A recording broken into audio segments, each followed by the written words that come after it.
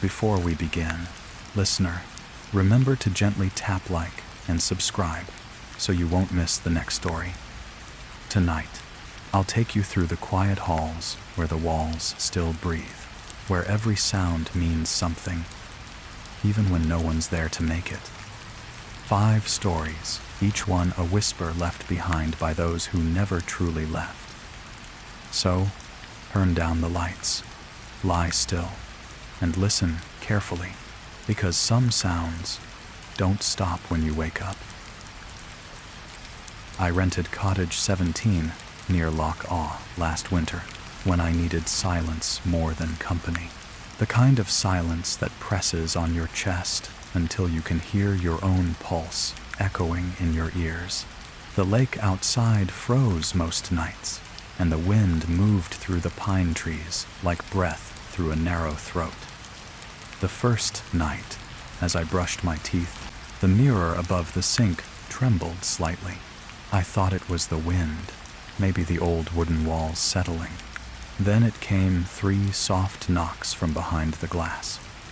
Talk, talk, talk. I stood there, foam in my mouth, watching my reflection ripple like water. I didn't move, didn't breathe, waiting for the sound again. But nothing, only the faint drip of the tap and the heavy silence that followed, thick enough to taste. I should have left that night, but I didn't. Talk, talk, talk. It came again, a little louder, as if whoever was behind the mirror had realized I was listening. By the 3rd night, I began timing the knocks. They always came between 2:14 and 2:17 a.m. Never sooner, never later. The precision of it disturbed me more than the sound itself. There was nothing random about it.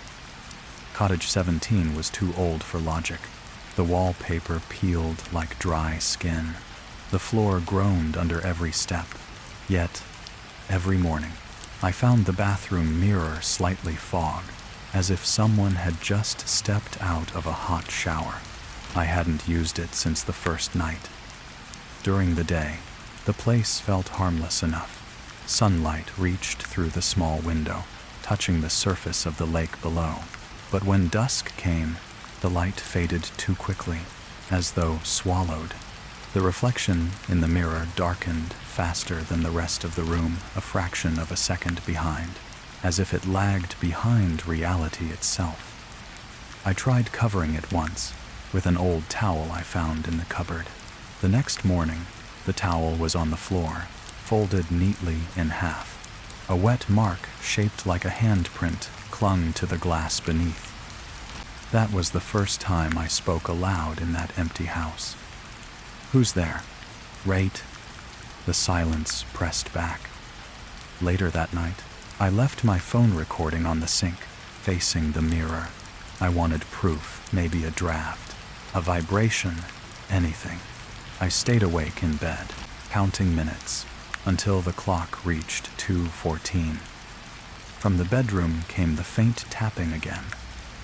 Talk, talk, talk.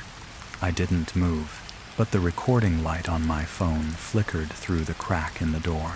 Something inside the bathroom was moving a slow drag, like skin against glass. In the morning, I checked the audio. The file lasted 10 minutes, but only one sound was clear. A voice, low and close, whispering right beside the microphone. "You're standing on my side. Way self." I didn't remember crossing the threshold of the bathroom that night. But the mirror was clean, clearer than before, too clean. My reflection smiled a second too late. It began the following night, not with the knocks, but with breathing. Faint, uneven breaths from the other side of the mirror, the kind you hear when someone's standing too close behind you. At first, I thought it was in my head. The wind off Loch Awe has a strange way of slipping into the house, whistling through the cracks like whispered words. But when I leaned closer to the mirror, the breath grew louder, wetter. I wiped the glass. Condensation bloomed immediately under my palm, warm, as if the surface itself was exhaling. Talk, talk, talk. Then silence. Then a fourth sound, a drag, like fingertips scraping slowly across the inside of the glass. I switched on the light. The reflection hesitated, just half a second, but I saw it, my image lagging behind again, pupils dilating too late, chest rising after I'd already inhaled. By the fifth night, I'd stopped sleeping altogether. The sound came earlier now, 1:58 a.m., then 1:46. The pattern was collapsing. Whatever was behind that mirror, it was no longer waiting. I tried calling the caretaker who rented the place to me, but the line cracked with static, and in the noise I could swear I heard the same rhythm. Talk, talk, talk. When I turned back toward the bathroom, the door was half open. I hadn't left it that way. The light inside flickered once, then steadied. My own reflection stood in the doorway, exactly where I stood, but its eyes were fixed slightly to my left, as if watching something that wasn't there. "Stop it," I whispered. The reflection's lips moved a beat too late. "Stop it." Then the sound came from behind the wall, 3 knocks, heavy, deliberate, but not from the mirror this time. It came from inside the wall itself. I pressed my ear against the cold plaster. There was movement behind it, a soft scuffling, the shift of fabric, and something else, a faint humming, almost musical. A man's voice. A woman's? I couldn't tell. It was distant, like a lullaby played underwater. That night, the mirror began to distort my shape. The outline of my body shimmered, lengthened, then snapped back into place. My reflection's mouth opened slightly wider than mine. Its teeth gleamed too white. I covered the mirror again, this time with a bedsheet and duct tape. At 3 a.m., the tape peeled away by itself. I didn't see it happen, but I heard it, the slow tear of adhesive, the rustle of fabric falling to the tiles. Then came the sound that froze my blood. A knock from inside my bedroom wall. Talk. A pause. Talk. Talk. The rhythm had moved closer, traveling through the house, seeking me. And as I listened, heart hammering, lungs locked, I realized the pattern wasn't random anymore. It was spelling something. 3 knocks. A pause. 3 more. Then 1. Date O.M. Thomas Greer, the painter who vanished in 1979. The name Thomas Greer hung in my head like a ringing bell that refused to fade. I searched his name the next morning, using what little signal reached the cottage. There were fragments of old articles, local painter disappears, believed drowned in Loch Awe, 1,979, but no body was ever found. Only a single line repeated in every report. The last person to see him alive claimed he'd been painting his own reflection. Ratty friends. That night, I stopped pretending it was the wind. I decided to watch the mirror until something happened. At 1:30 a.m., I turned off every light, sat on the cold tiles, and waited with my phone's camera aimed at the glass. My reflection stared back pale, sleepless, eyes hollow. Talk, talk, talk. The sound was gentler tonight, almost hesitant, like a knock on a door, waiting for permission. I whispered, "Thomas, text." The air thickened. The mirror fogged from the inside this time, clouding my reflection until only the outline of my head remained. Then, in the mist, a finger traced 3 letters backward so that I could read them correctly. E-L. Before the final letter could appear, the glass shivered, a fine crack running down its center. The sound that followed wasn't knocking anymore. It was tapping, frantic, rhythmic, like fingernails drumming against a coffin lid. I grabbed the edges of the sink, leaning closer, breath ghosting over the cold surface. Through the fog, another face began to form behind mine eyes first, then the faint shape of a smile, too thin, too long. "Thomas," I whispered again. The eyes blinked, not when I blinked, but a heartbeat later, and then the tapping stopped. In the silence that followed, I realized I could still hear breathing steady, deliberate, not mine. It came from behind the wall where the mirror was mounted. I ran my fingers along the frame, pressing gently. The plaster gave slightly under my hand, hollow. Someone had sealed something there. My pulse hammered as I fetched a screwdriver from the drawer and began prying the mirror loose. The screws resisted, squealing against the wood as if protesting. The breathing behind the wall grew louder, faster, as though whoever was there was aware of what I was doing. When the last screw came free, the mirror slid forward, heavy with moisture. I caught it before it shattered and leaned it against the wall. Behind it was a shallow cavity, covered by an old wooden panel nailed shut. From the dark space behind that panel came the softest sound I've ever heard, a whisper, dry and close. "Please, don't let it out." As Manders covers. Then came a single, deliberate talk from the other side of the panel. Something wanted out. Something else begged me not to free it. I hesitated, breath trembling. The rational part of me screamed to stop, but the air in the cottage shifted colder, thicker, like the room was holding its breath with me.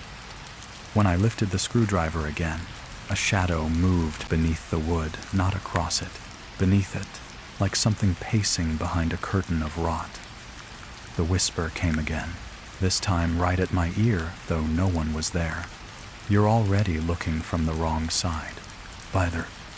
My reflection, in the mirror now leaning against the opposite wall, smiled at me.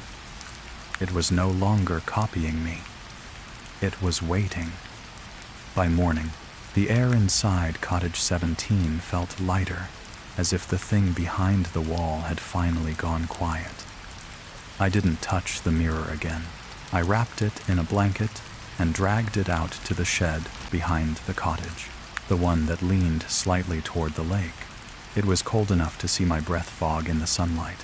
For the first time in days, there was no echo, no knocks, no whisper calling my name. The cottage seemed different without the mirror, warmer, almost human. The wooden floor no longer creaked beneath my feet, and the faint smell of damp paint, that metallic scent, had faded. I brewed coffee, sat by the window, and watched mist roll over Loch Awe like smoke from an invisible fire. I even laughed at myself. A week alone in an old house, a few strange sounds, a sleepless mind, it all made sense in the daylight. That's what I told myself, anyway. By evening, I'd almost convinced myself to stay one more night before leaving. I needed rest. I needed proof that nothing was waiting. At dusk, I stood in the bathroom doorway, looking at the empty wall where the mirror had hung. The plaster was cracked but harmless. A faint outline of the frame still marked the paint, like a bruise that never quite fades. The silence was complete. I exhaled, whispered, "It's over," cradled self. But as I turned to leave, something shifted in the corner of my vision. A shimmer, a faint pulse of movement across the blank wall. I froze. The plaster surface rippled, almost imperceptibly, as if a reflection still lingered there without the glass. And then, just for an instant, my face appeared faint, colorless, staring back at me. When I blinked, it was gone. I decided that was it. Enough ghosts for one lifetime. I packed my things, locked the cottage door, and tossed the keys into the mailbox. By the time I reached the main road, night had settled in. The air smelled of wet soil and pine. My headlights cut through fog that clung low over the ground. Somewhere behind me, down the path toward the lake, a sound echoed faintly. A single knock, then two more. Talk, talk, talk. It could have been a woodpecker. It could have been anything. But when I stopped at the only inn in Inverray to rest, the clerk handed me my receipt with a smile and asked, "Back from the Greer place, are you X?" I nodded, tired. You know it. Rained. Oh, everyone does. He hesitated. Strange thing, though. You're the first to stay there in decades. The council bricked that cottage up in the 90s. Said it was unsafe after the floor collapsed. Now, my breath caught, collapsed, but he came. He nodded slowly. I took the bathroom wall with it. Nothing left but the frame and that old mirror someone nailed over the hole. That's around. I looked down at my hands, beneath my fingernails. Faint traces of gray dust, plaster dust, still clung, as if from a wall I'd never touched. Outside, the wind shifted, and through the half-open window of my car, I heard it again, carried over the fog from the lake. Talk, talk, talk. 3 soft knocks, coming from the boot of my car.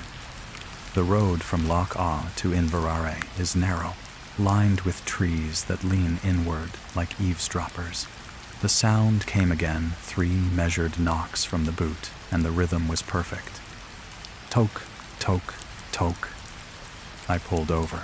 The fog swallowed the road so completely that my headlights only lit a wall of white. The air outside was colder than I remembered. The lake was miles behind, but the wind still carried the same damp scent of pine and water. The first knock had been faint, but now each one rattled the car.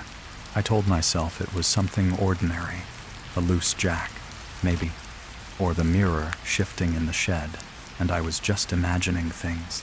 But the boot thumped again, harder this time, as if something inside wanted out. I stepped out of the car, gravel crunching beneath my boots. Every instinct screamed not to look, to drive, to keep moving, but curiosity is a crueler force than fear. When I reached the back, I placed my hand on the cold metal. The car was trembling faintly, in rhythm with the knocks. Talk, talk, talk. A pause. Then a whisper, muffled through steel. Help me, Ezero. The voice was my own. I froze. My breath turned to mist. I fumbled for the key. My hands shaking so badly I dropped it once, twice, before finally fitting it into the lock. When the boot lifted, the fog rushed in, boiling like smoke. At first, I saw nothing but the wrapped blanket I'd used to cover the mirror, soaked now, darker at the edges. The smell of wet plaster and old wood filled the air. Something inside the blanket shifted. Just a twitch, but enough. I pulled the cloth aside. The mirror was there, slick with condensation, its surface rippling like water disturbed. My reflection looked wrong. The face staring back wasn't mirroring me anymore. Its mouth was open, wide enough that I could see the back of its throat, black and glistening, as though it led somewhere deeper. Behind the reflection, another face was forming. Thomas Greer's face, pale, eyes hollowed, teeth chattering soundlessly, his fingers pressing against the inside of the glass like a drowning man reaching for the surface. I staggered back, heart thundering. The sound that followed was deafening, a rush of air, like something inhaling from the other side. Then, with a sharp crack, the mirror split, a thin black fissure running through its center. "Thomas," I shouted, "what do you want?" "No, Nant." The answer came in the same low whisper I'd heard behind the wall. "To leave." "Willexens." The wind picked up, howling through the trees. The glass began to pulse with light, faint at first, then blinding. My reflection leaned forward, pressing its palms flat against the inside of the crack, and I realized it wasn't trying to come out. It was trying to pull me in. I stumbled backward, tripping over the gravel, hands scraping raw. The mirror fell, face down, and shattered against the stones. But there was no sound of breaking, only a deep, hollow sigh, like an exhale from beneath the earth. Then silence. The fog parted just enough for me to see. Where the mirror had fallen, the gravel was gone. A shallow, perfect circle of black water glistened where there should have been ground. And in that reflection, impossibly clear, I saw myself standing at the edge, staring down. But the other me smiled. He raised his hand, and the sound came again, not from the mirror this time, but from under the car. Talk, talk, talk. The ground beneath me shuddered. The reflection rippled once, then steadied. My reflection was still moving. I wasn't. A cold hand brushed my ankle. I kicked back, stumbled to my feet, and ran, leaving the car. The road, everything. The knocks followed, echoing off the trees, softer now, but constant, like a heartbeat that refused to stop. By the time I reached the village lights of Inverarray, dawn was breaking. My clothes were soaked, my hands bleeding, and the only thing I could hear, even above the birds, was that faint rhythm in my chest. Toke, toke, toke. I didn't dare look in any window or puddle. I knew what I'd see. When I checked into the small inn again, the clerk didn't seem surprised. He only asked quietly, "Did you find him?" I didn't answer. I just nodded once, though I wasn't sure what I meant. That night, as I finally drifted towards sleep, I dreamed of the mirror hole again, standing in its place on the bathroom wall of Cottage 17. Only this time, there was no reflection at all. Just the sound. Steady, patient, waiting for me to look. Talk, talk, talk. I left Scotland the next morning. Or at least, I thought I did. The road out of Argyll wound along the edge of the loch, where mist clung to the water like skin. Every turn of the wheel felt endless, the same trees, the same bends, the same shadows flickering past the glass. By noon, the sun should have been high, but the light never changed. It just dimmed. When I stopped at a petrol station miles from anywhere, the attendant looked up and frowned as though he'd seen a ghost. "You're from the cottage," he said. "Thought that place was gone." "To having gone?" I asked. "Collapsed years ago. Nothing there now but stones under the waterline." And signed. I turned toward the lake. Where the cottage should have been, there was only a quiet patch of water, smooth as a mirror. For a heartbeat, I saw my reflection looking back, not on the surface, but beneath it, waiting. That night, I checked into a motel by the motorway. I slept with the lights on, too tired to care, and for the first time in weeks, there was no tapping, no breath behind me, just silence. Until I woke at 2:14 a.m. A voice whispered from somewhere near the bed. Soft, measured, male. One, and then silence again. The air thickened, pressing against my chest like a hand. My heart stumbled into rhythm, unwilling, as if something unseen had started counting for me. Outside, a clock struck once, a single chime that echoed too long. I sat upright, listening. No knocking, no mirrors, no footsteps. Only the voice, quiet but certain, returning from the dark.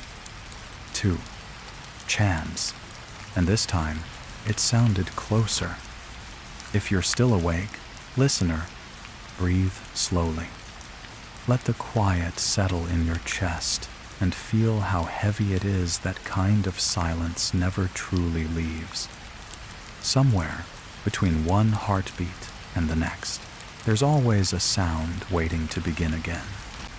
Maybe it's a knock. Maybe it's a voice. Maybe it's counting.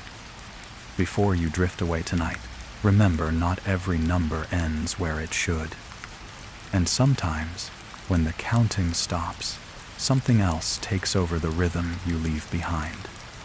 Before we continue, gently tap like and subscribe, so the next story will find you, wherever you are, whatever hour it is. Now, close your eyes, because next we'll listen to the counting voice. The motel sat on the edge of a forgotten road, where the mountains folded into mist and the wind scraped against the tin roof like slow breathing. I'd driven for hours after leaving Loch Awe, chasing distance rather than direction, when I saw the faint yellow sign, vacancy, flicker against the rain. I pulled in out of exhaustion more than choice. Inside, the air smelled of old fabric and disinfectant. The corridor was narrow, lined with doors painted the color of dried bone. My room, number 7, faced a parking lot drowned in fog. No other cars, no voices, not even the hum of distant traffic, just stillness thick enough to hear my own pulse. I left the lights off. The dim orange glow from the sign outside was enough to shape the walls, to trace shadows that seemed too deliberate. I remember thinking, silence can be heavier than sound. At 2:14 a.m., I woke to the creak of the heater and the whisper of rain. Then, from somewhere near the wall behind the bed, came a voice. Soft, calm, measured. 1. Naced active. The voice came from behind the headboard, low and certain, a man's tone, unhurried, as though reciting something remembered. I held my breath, counting the seconds until it spoke again. None came, only the rain ticking against the window pane and the soft hum of the motel sign outside, pulsing in and out through the curtains like a heartbeat. When dawn slid through the clouds, the world was washed in dull silver. I stepped outside, boots crunching over wet gravel. The lot was empty, no tire marks except my own. A single crow perched on the power line above the office, feathers slick with rain.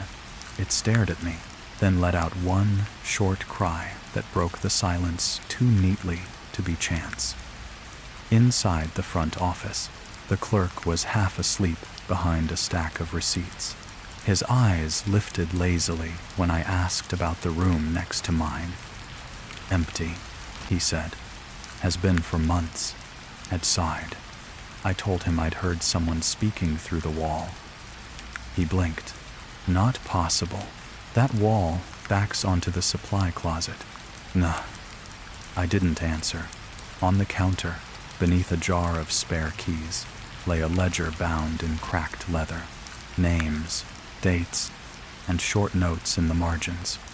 Hearing voices, counting sounds, couldn't sleep. The last entry was dated 3 years ago. Back in my room, the air felt heavier, as if the space remembered my absence. I noticed something new. The alarm clock on the nightstand had stopped at 2:14. Its red digits glowed faintly, refusing to fade. When I pressed the button to reset it, the plug sparked, and the screen flickered 2:14 again and again, refusing to change. I sat on the bed, watching condensation form on the window. Every drop slid down at the same speed, perfectly timed, one after another, like a silent count. And then, beneath the rhythm of the rain, another voice joined in, distant, muffled, but human somewhere inside the pipes or the wall. 2, 1. The word crawled through the air, thin and cold. The room seemed to breathe with it. The rain paused for a fraction of a second, as if listening. I leaned close to the wall, my ear against the faded wallpaper. The surface was cold, but pulsing faintly, as though something behind it had a heartbeat of its own. And just before I pulled away, a whisper brushed the edge of my hearing. "Don't stop counting." She was sound. I didn't sleep the next night. The air carried a strange charge, like the pause before thunder. Every sound, the drip from the tap, the shuffle of curtains, the slow tick of the clock felt deliberate, arranged. When the voice returned, it wasn't from the wall this time. It rose from the floor beneath the bed, clearer, closer, every syllable coated in breath. 3. Wadi for May. I jerked upright, hitting the lamp switch. The bulb flickered once and died, leaving the room lit only by the tremble of neon from outside. Shadows lengthened, reaching toward the bed. The carpet under my feet felt damp, though I hadn't spilled anything. I tore the bedsheet aside. The floorboards were dark with moisture, small patches spreading like stains. When I pressed my palm down, the wood was cold and soft, almost pulsing. From beneath came a faint scratching, then a slow, deliberate drag, as if fingertips were tracing circles under the boards. Outside, the fog thickened until the sign's glow vanished. I opened the door, half expecting the parking lot to be empty again. But something new had appeared, footprints in the mud, leading from my door to the far end of the lot, where an old vending machine leaned crooked against the wall. The machine flickered weakly, light buzzing inside. Coins rattled, though no one touched it. I approached, drawn by the sound. The display showed no numbers, just a dull red line blinking like a pulse. Then, through the static hum of the fluorescent light, I heard it again, that same calm, unbroken voice. 4. In Graydon's. This time, it echoed faintly behind me, repeated twice, overlapping, as if another version of the same voice was answering from a distance I couldn't measure. I turned sharply. The motel's hallway stretched empty, doors closed, shadows trembling. A breeze crawled through from nowhere, smelling faintly of metal and old rain. Back inside my room, the clock had changed. 2:15. Finally, it had moved. Relief came for half a heartbeat until I saw what replaced the colon on its display. Not a blinking dot, but a single word etched in red pixels. 5. And forest. The rain stopped. The silence that followed was absolute, and in it, the sound of breathing began again, not mine, but someone's, slow and patient, counting quietly under their breath. Somewhere, beyond the paper-thin walls, another voice started to answer. 6. Trends today. And I realized with a hollow certainty they weren't counting with me. They were counting down. By the third night, the motel seemed to breathe with me. The wallpaper, once dull beige, had begun to peel in thin curls, exposing darker wood beneath. Every corner of the room looked damp, as if rain had seeped inside and never left. I hadn't spoken to anyone all day. The clerk's office was locked, the reception light off.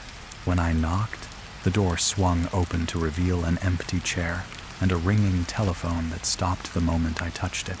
A faint hum filled the air, steady and rhythmic, the same pace as the counting. Back in room 7, the smell had changed.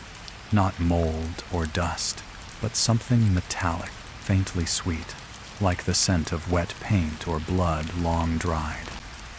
I sat on the edge of the bed, staring at the wall where the voice came from. The air pulsed faintly against my cheek, and somewhere deep inside, the plaster came, that familiar sound, slower now, tired. 7. I rose, pressed my hand flat against the wallpaper. Beneath it, the wall felt hollow. I pushed harder and heard the faint crumble of plaster. The urge came suddenly, unreasonably strong, to see what was inside. The lamp on the bedside table flickered as I pried the wallpaper back. Beneath it, the wooden panel was soft, almost damp. I fetched the screwdriver from my bag and wedged it into the seam. The wall groaned as if exhaling. A strip came away, revealing a narrow cavity. The smell hit first wet wood, old paper, and something sour. I shone the light from my phone inside. The beam trembled over scrawled markings, columns of numbers carved into the timber. Each column stopped at 10. Beneath the last line, a small handprint pressed deep into the grain, as if made by someone trapped inside. Something shifted in the dark, not movement, exactly a subtle change in depth, as though the wall itself had taken a breath. 8. No say. The sound came from inside the space, not beyond it. I dropped the screwdriver, stumbling back. Dust drifted into the air like ash. I leaned closer again, heart pounding, and caught sight of a small, rusted speaker wedged between the beams, the kind used in old radios. It crackled weakly, a pulse of static followed by a whispering tone. 9. I'd.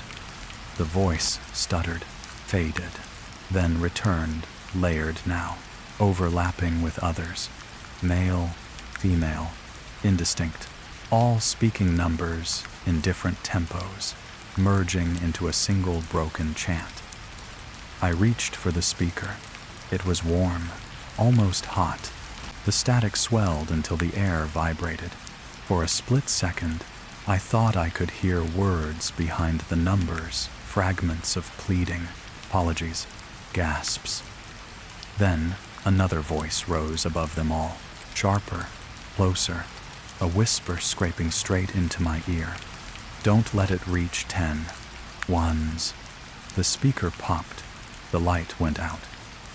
I froze in the dark, the only sound my own uneven breathing. Then, from behind me, came the faintest shuffle, the creak of a footstep on carpet, deliberate, slow. I turned. The room was black, except for a thin glow leaking through the crack under the door. My reflection appeared faintly in the window, not matching my movement.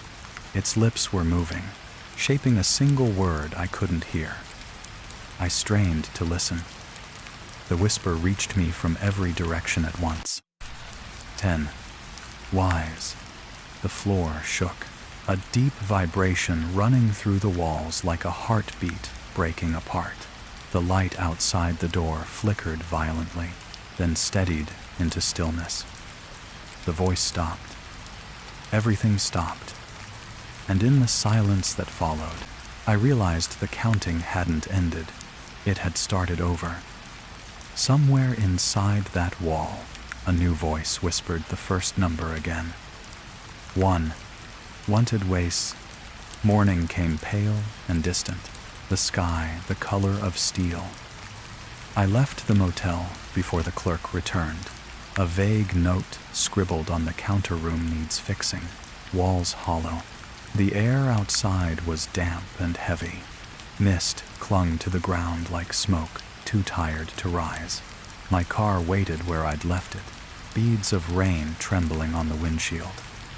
For the first few miles, the silence felt like mercy.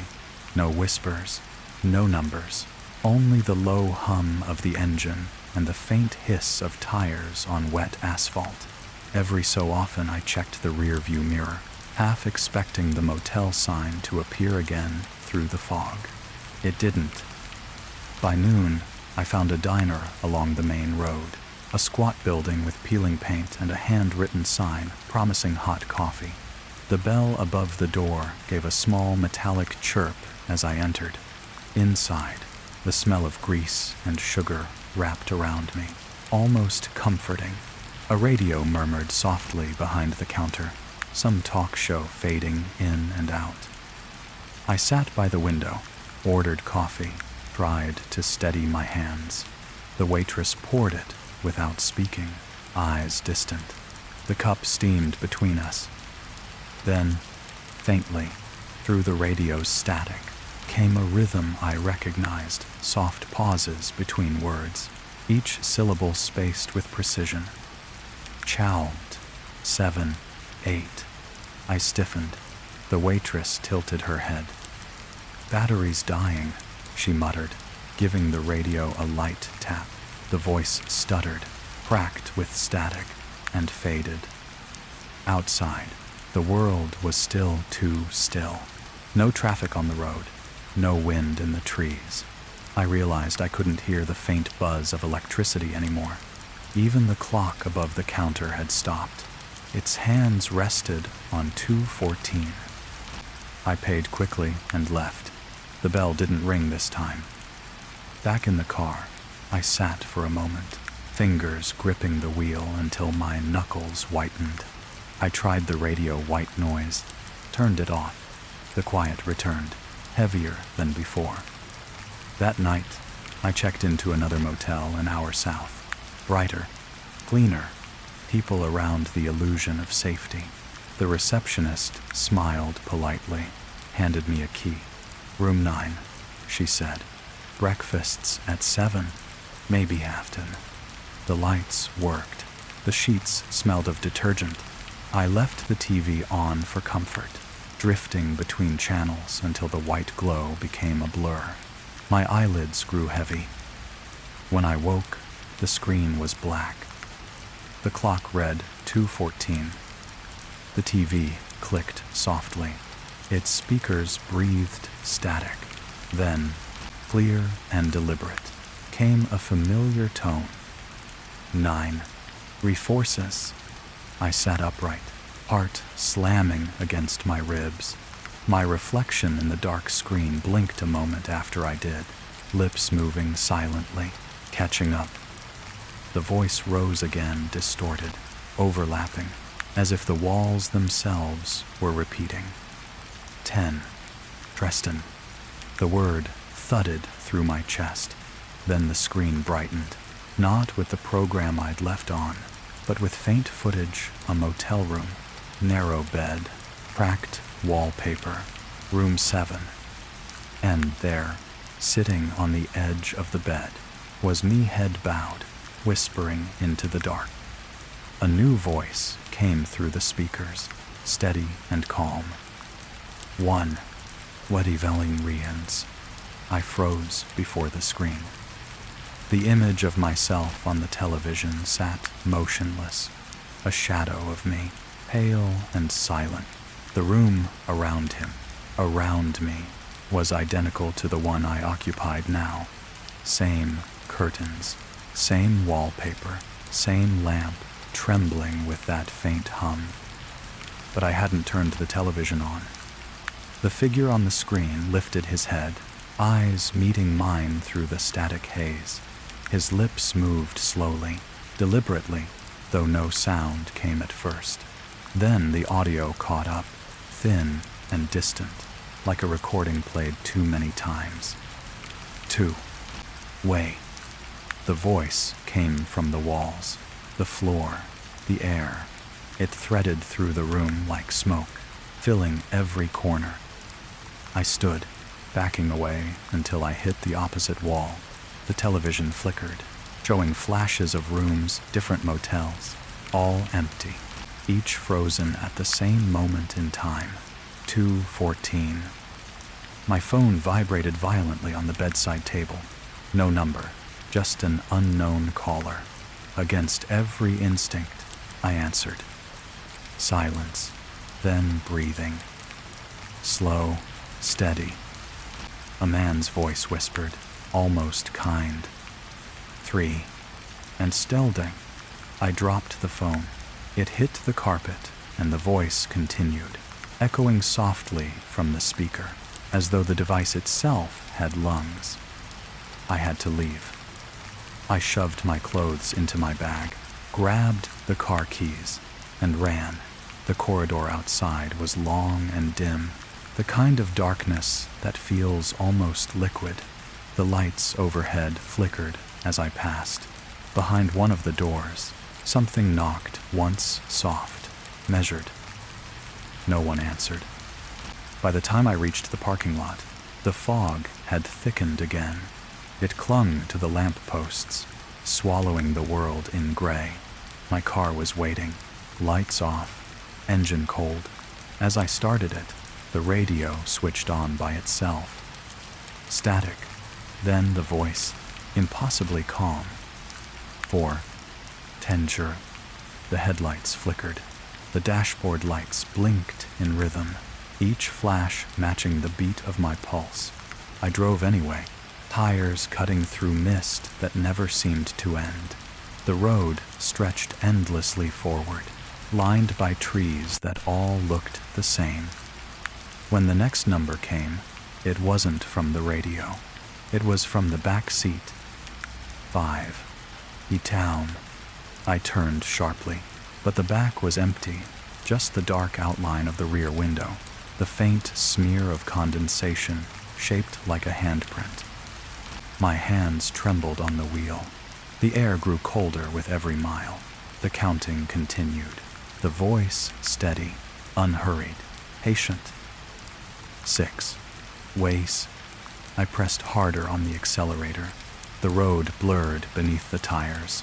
Through the fog, faint lights appeared ahead, a petrol station, the same one I'd stopped at the day before. Only this time, every window was dark. No cars, no people. The voice spoke again. 7. It is Felf. Something moved in the rear view mirror, a shadow crossing the road behind me. Then another. Faces, pale and still, flickering through the mist like half-seen reflections. Each one mouthed a number in silence, keeping count with me. I slammed the brakes. The car skidded, stopped inches from the edge of the lake.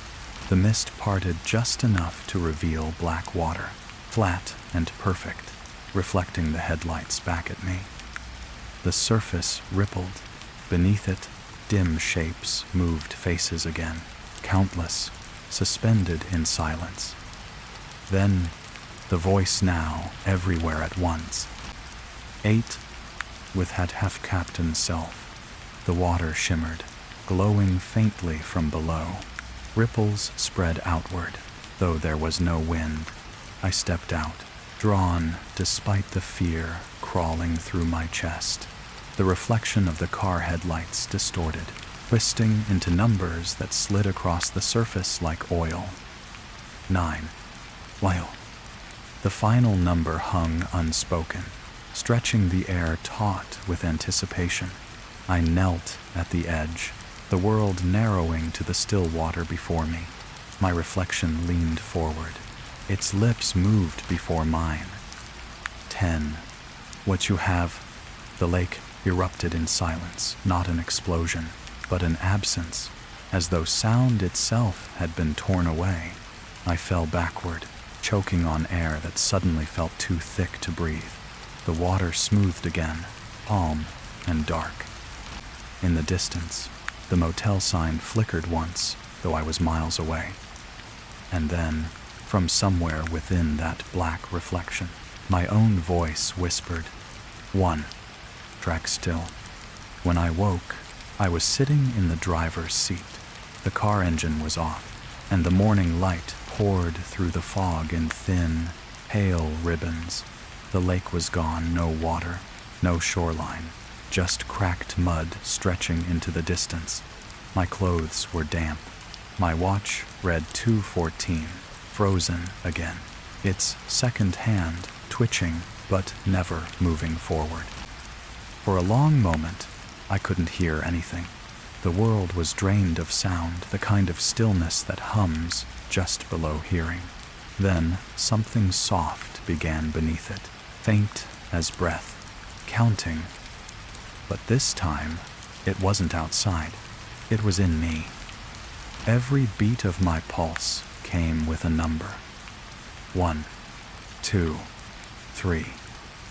Each thud of my heart another whisper, looping endlessly beneath my ribs. I reached for the radio, desperate for noise, for anything else. The speakers crackled, then cleared. My voice, my own voice, spoke through them, steady, detached, like a recording from a place too far to reach. 4. Tension. The car mirrors trembled. My reflection blinked half a second late. Behind it, faint outlines swayed in the mist figures, countless, mouths moving in silence, keeping time. I turned the key. The engine refused. The radio continued. 5. Tincture.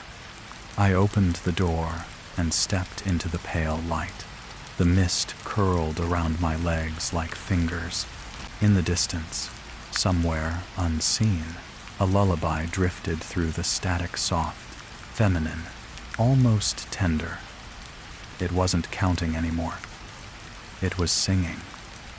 A cradle song carried on the wind, threading itself between heartbeats. And as the sound drew nearer, I realized it wasn't coming toward me. It was coming through me. The cottage by the sea was the last place still willing to rent without questions. A fisherman's widow owned it, her name forgotten in the paperwork. But the locals in Yorkshire called it Ellen's Rest. I told myself it was only for a few weeks, somewhere quiet, somewhere far from the counting and the voices that had followed me since Loch Awe. The road to the coast was narrow, and the world smelt of iron and rain.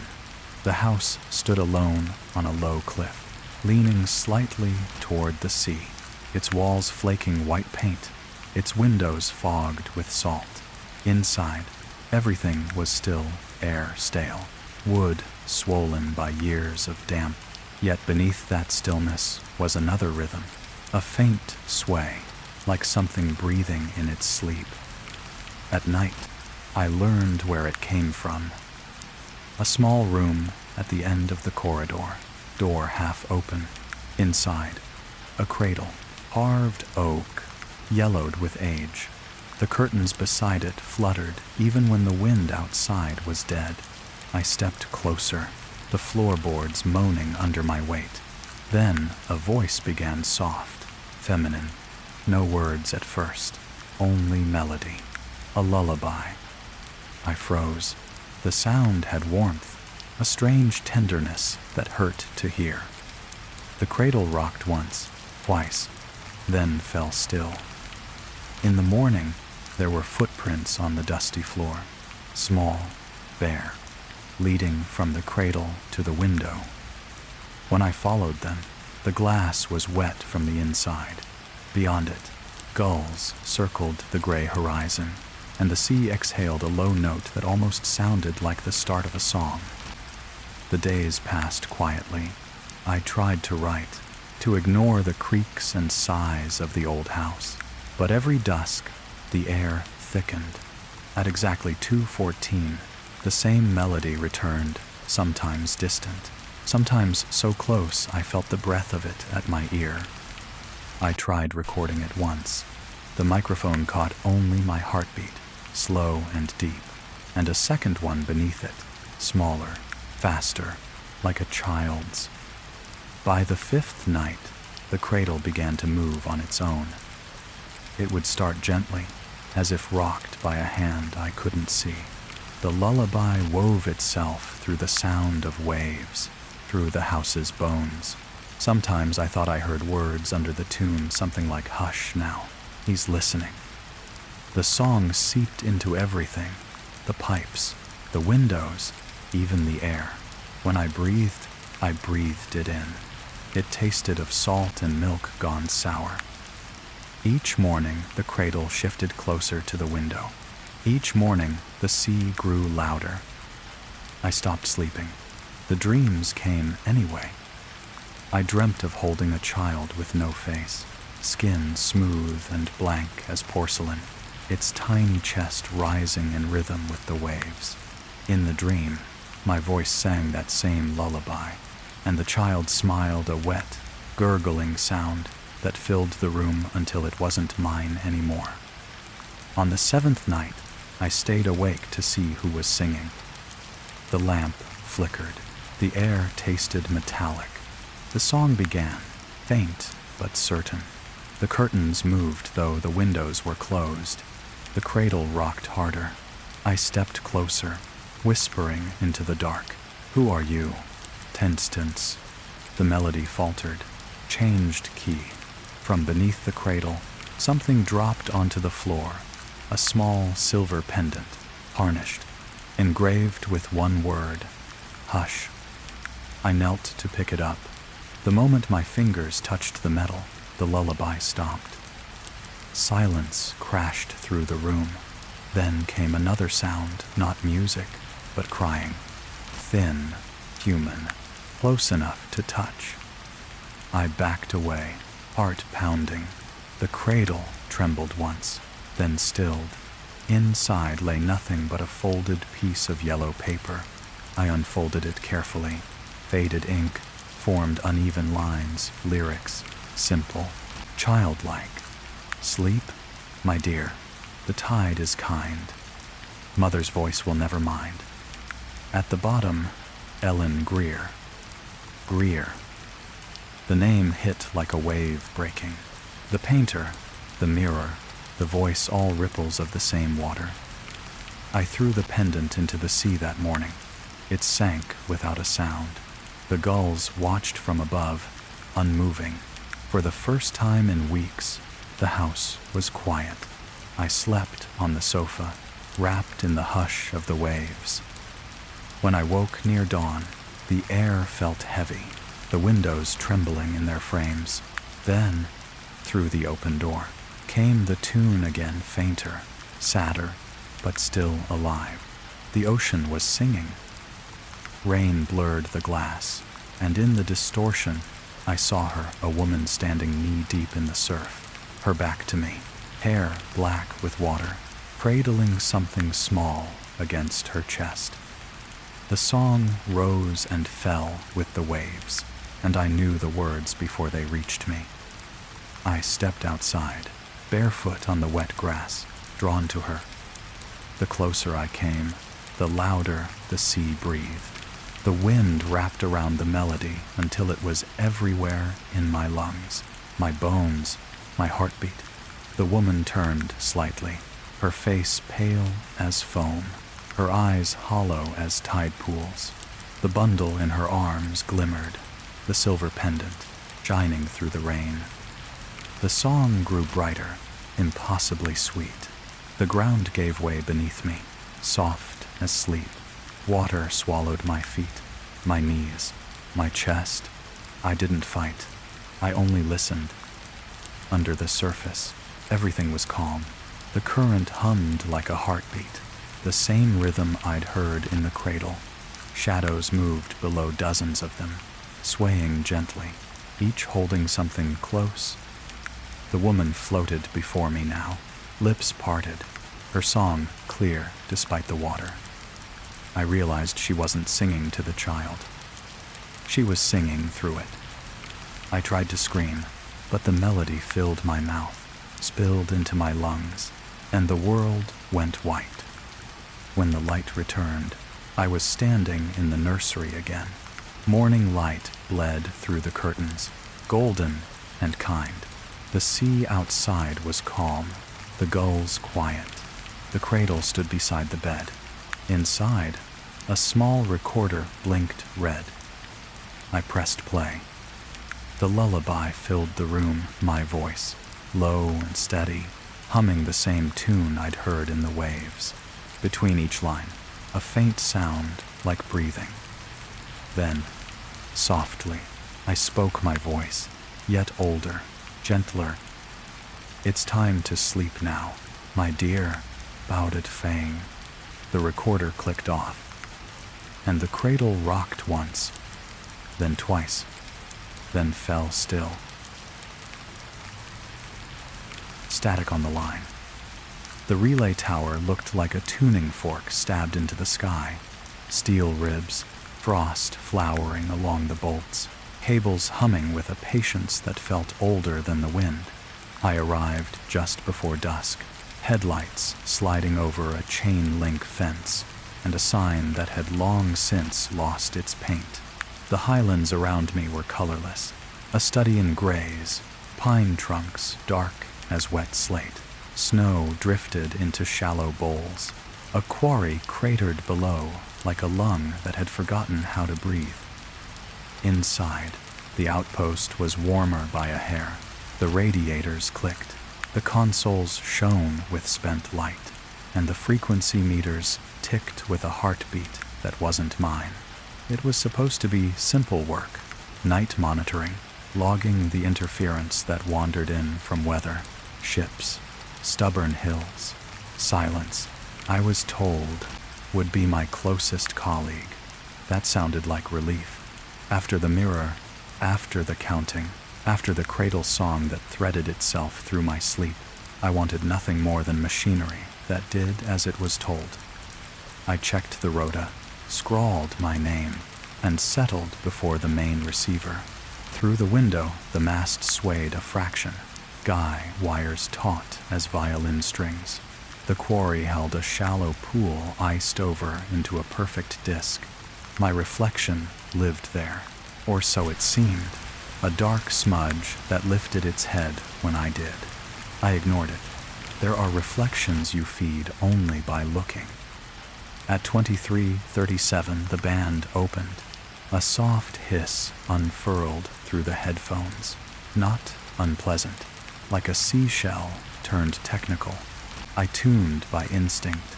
The hiss sharpened, settled, and then, as if stepping out from behind a curtain, a breath slid into the line. Human. Close.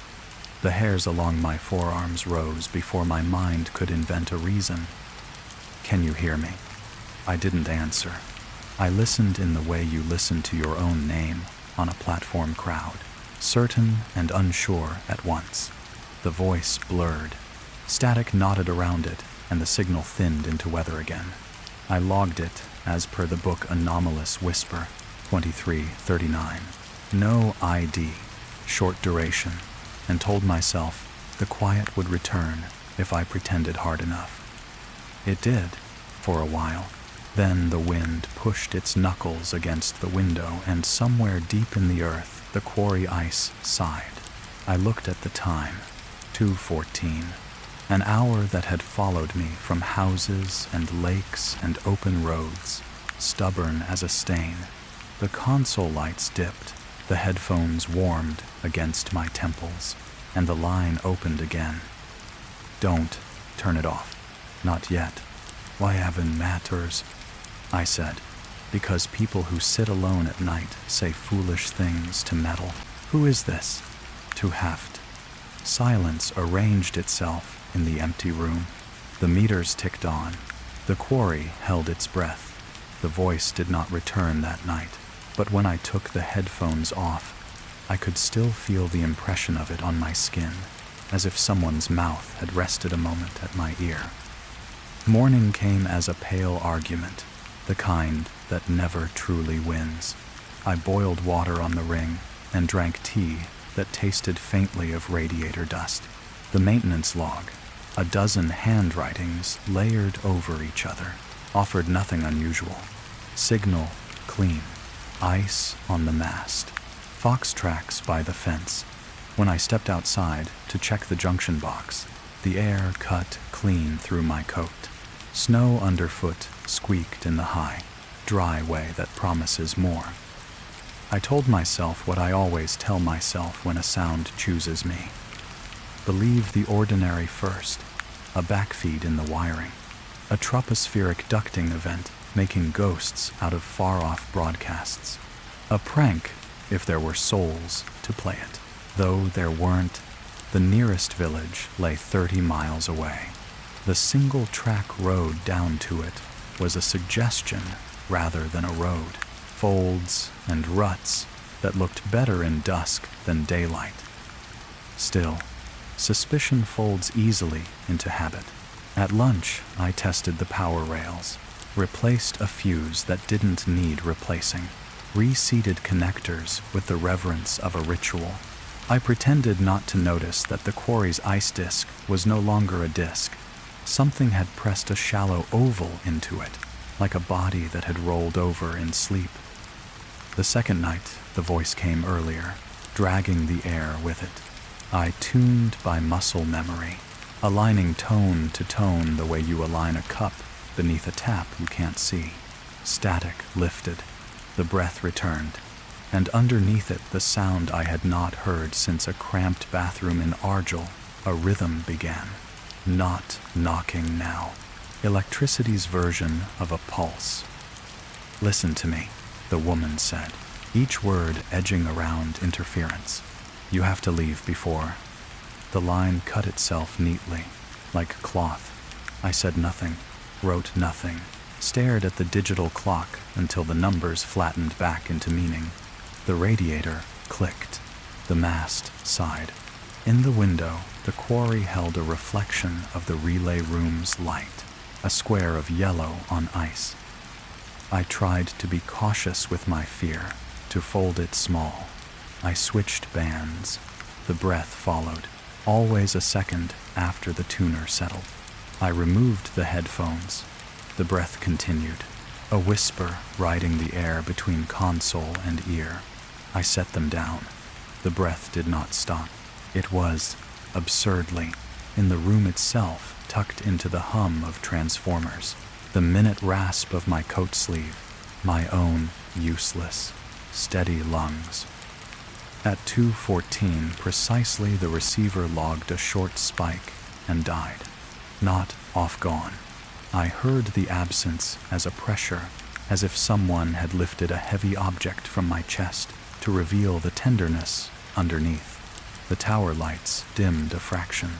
On my skin, goose flesh lifted in sympathy with the cables outdoors. There is a category of recognition that arrives only after a long time being haunted. I recognized the contour of this fear, not something crossing over to me, but something calling back. A message from a place shaped exactly like this one, sent along a line too long to name.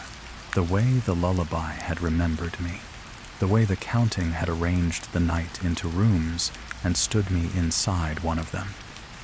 In the morning I read the old log again with a different eye. Here a note, 2:14 tone, ignore, likely inverter harmonics. There, short female speech, no ID, do not report. The handwriting for both belonged to a technician whose initials I recognized from my rota, T.G. Not Thomas Greer. That would be too neat, too cruel. Someone else. Someone older. The marginalia was tired. Stop chasing ghosts. I rubbed my thumb over those words until the pencil smeared into a curve that looked like a mouth. Snow deepened and made a body out of silence. The tower's guy wires wore rhyme like lace. Somewhere in the pine dark, a bird practiced the same 3 notes until the air thinned around them. By the 3rd night, the outpost had learned the shape of me. The chair knew my weight. The mug kept the print of my lip on its chipped rim. I arranged myself carefully not to knock anything that might think itself fragile. At 22:03, the first wideband whisper arrived, covering the whole receive spectrum in a gauze. a kind of veil I could lift only in slices. Every slice I lifted had the same breath stitched into it. The woman's voice rode behind, not always words, sometimes just the effort of making them. When speech came, it arrived in rearranged fragments. A life shuffled like photographs. Don't go outside. The stairs. Listen. I angled the aerial slightly. The signal warmed, as if proximity could be made out of turning a dial. New tones appeared underneath, soft and regular, almost domestic. The kettles we used at the outpost had their own quiet boil. The radiator, a habit of exhaling when it felt forgotten. Those sounds, I told myself, but they were arranged in a pattern too deliberate to be comfort. It is hard to describe the way a room changes when a voice enters that is not in the room. The console's light seemed bluer, the corners tilted in by degrees. I found myself speaking smaller, even when I did not speak, as if someone alongside me might be sleeping. I wrote in the log, 048 female, don't turn it off, under heavy static. 112 breath only, no carrier, whole room humming. 214. I lifted my pen away and waited for the time to arrive. The speaker cones flexed, not with sound but with anticipation. The quarry was a flat coin in the window, then not flat. Ripples pressed outwards from a center nothing had touched. On the desk, paper rose and settled with a breath that wasn't the radiator's. When the hour struck, the voice came clean. Not perfectly interference grew snow on its vowels, but clean in the sense that intentions are clean even when weathered. The first sentence was not for me. You're still there, she said. Of course you are, as it is. I didn't key the mic. I don't know why. You answer a thing and you make a road between you. Roads can be walked either way. The breath found a rhythm I knew from another room, another story, a count not spoken as numbers, but pronounced as intervals, pulmonary, cellular, 10 beats that were not quite mine. On 9 the lights dimmed. On 10 the relay clacked as if a hand had leaned on it. The floor pulsed, a single downward sigh, as if the outpost were a chest and it had decided to exhale. Then, layered under the voice like a name casually dropped in a crowded bar. You. Way. I switched bands again, more violently than needed. The voice vanished, but the breath held on, weaving through the empty frequencies like a child swaying on its own feet after the song has ended. I left the headphones on the desk and paced the narrow room, counting steps I didn't want to count. In the window, the quarry no longer bothered to imitate a mirror. It had become a speaker. My movement turned into ripples that pushed outward until they were somebody else's. By 3, the tower had adjusted something in itself. The ambient hum shifted a fraction lower, the kind of change you feel in your bones before you hear it. Even without the receiver, a textured sound threaded the room, the acoustic equivalent of frost, a filigree written on silence. I followed it with the care you follow your own breath when it is misbehaving. It led to the floor, to the bolted plate that covered the cable run, to the place in every building that knows the building's private conversations. When I crouched, the sound grew warmer, not louder like pressing your ear to someone's back and hearing their day. Between the weave of static, a human scrape, a chair moved. Not here, but somewhere that used the same kind of chair, a cup set down on wood, a small laugh that failed halfway. Familiar not because I knew the person, but because I knew the posture. I whispered without meaning to, "Who are you?" "Wei." The answer came later, of course. In these places, it always does. By the 4th night, I'd exhausted the supply of pretending. The book wants you to be an instrument. Tune, note, log, detune, leave.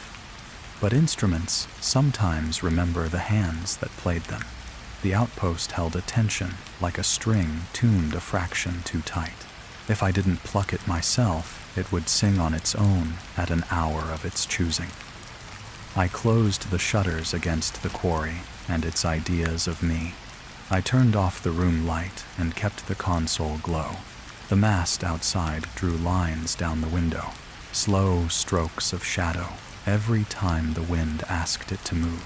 I wrapped the headphones around my neck without covering my ears. I wanted to hear what the room chose to keep for itself. "Right," I said to the space as if that might frame the night into a task. "Let's find you." Not his. At 1:06, the static shifted into a texture like linen, torn gently. I traced it across the bands with the dial. It didn't protest. It seemed grateful to be pursued. A narrow peak grew on the display, thin as a needle and twice as bright. The moment I centered it, the breath touched the air beside my cheek, the way someone standing behind you might test your distance without deciding whether to speak. I keyed the mic for the first time that night. "Tower control. You're on an engineering frequency. If you can hear me, identify your station." In stride. Static retreated like a tide, leaving rocks behind. The voice stood up among them, not strong, but upright. "No station. Wanaveri. Name. Tuestic. You know my name. Tracked for many. I don't. And to self. You do. Way." A high, small tone rode under her last syllable. Not equipment. Bone. Someone clenching their jaw to hold themselves in one piece. I said, too quickly, "What do you want? Where?" Silence did something complicated in her pause, a knitting and unknitting of breath and intent. Then, to make a different noise, "Today." The console crackled, a tiny golden rain of dust sounds. The breaker rolled itself half down the ladder as if a hand had found it. Lights dimmed to dusk. The outpost drew itself closer. And woven through all of that, the thing the body recognizes, although the mind resents it, my own voice, delayed by a distance that had nothing to do with miles. "Don't turn it off. Not yet. Thanks for watching." I thought of a mirror leaned face down in gravel, of water deciding to open into whatever shape I asked of it. I thought of a motel TV playing me back to myself across miles of fog. I did not think of leaving. "Where are you?" I asked, and heard the tin-flat panic in it. "Here," she said, and meant somewhere I had not yet stood. "Down the stairs." As say, "We don't have stairs. Record now." "You will." "Raid." The cable plate at my feet vibrated once, like a drum hit with the heel of a hand. The bolts had always been firm. Now one turned easily under my fingers, as if someone inside had loosened it. The space underneath smelled of cold metal and old paper. I lifted the plate. Sound has temperature. The sound that came out of that narrow dark was warm, the kind of warmth rooms hold after bodies leave them. It was not loud. Loudness is a blunt instrument. This was a needle, fine and steady, stitching a line through me as I bent closer. Under the static lay a seam of domestic noise chair, mug, breath, and under that a very small chime. A glass thing tapped lightly by a ring, the pulse of a lift arriving, the tone a phone makes when it has accepted a number and is waiting to do its job. I said into the opening, "Who are you?" Again, but softer. I knew how echoes behave in small spaces. I knew where they stick. The answer crept out from the duct with the persistent shyness of water. "You," it said, and then, after, "have to all purse." My scalp prickled so fiercely the room tilted. The outpost's own hum shifted up half a note to meet the idea. I found my hand on the stairwell hatch I had never noticed before. The square cut neatly into the far wall, flush to the skirting, disguised as panel. I pressed its catch. It gave, polite as an invitation. Stairs cranked down into a space that shouldn't exist. Old maintenance. I told some part of myself that needed to tidy. A crawl void under the slab. The kind of place engineers mean to map, and then never do because nothing lives there, except sound. I took the torch and went. The underroom did not smell damp. It smelled like pages turned slowly, like wool that had learned the indoor weather of a person. Dust lay in the kind of drifts that know the names of spiders. The cable run whispered to itself along a channel, a trickle of interference like talk heard through a door. My light found graffiti on the concrete, initials layered on initials, dates I didn't want to subtract. A childish drawing of a mast sprouting into a tree.